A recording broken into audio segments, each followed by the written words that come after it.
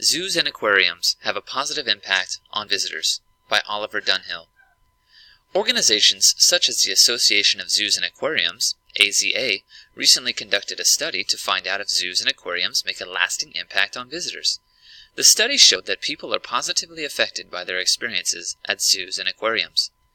Knowing what visitors take away from the experience can show that visiting these establishments encourages people to be more aware of their attitudes towards conservation.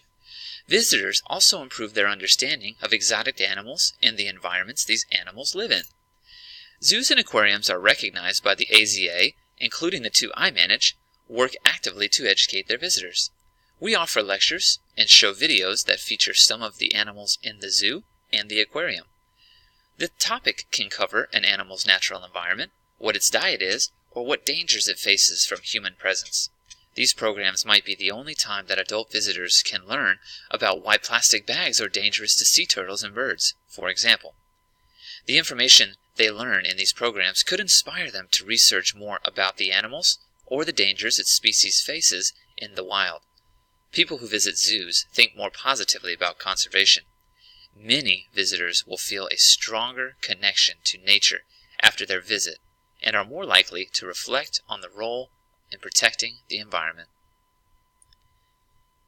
Do zoos shorten elephant lifespans? By Virginia Morell. Elephants are one of the top draws for zoos, which are the only places most of us get a chance to see the behemoths. But a new and controversial study in Science suggests that captivity is so bad for female elephants' health and overall well-being that their lifespans are less than that of half of those protected in populations in Africa and Asia. The data also indicated that captive-born Asian elephant calves are particularly likely to die young. The team has called for an end to zoos' acquisition of wild elephants and for limits on transfer of animals among zoos. Already concerned about their elephants, many zoos in the United States and Europe are expanding or building new enclosures or even deciding against exhibiting the great beasts altogether.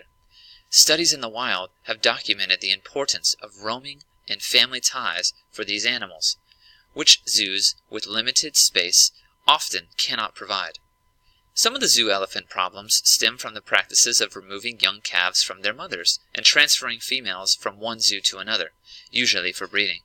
Both practices break the animal's family ties and presumably cause mental stress. In the wild, females always stay with their mothers.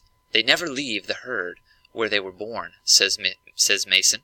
Zoo elephants are often overweight as well, due to a lack of space in which to roam. Discuss and decide. You have read two sources about the relationships between people, animals, and zoos. Without going any further, discuss the question, should animals be kept in zoos?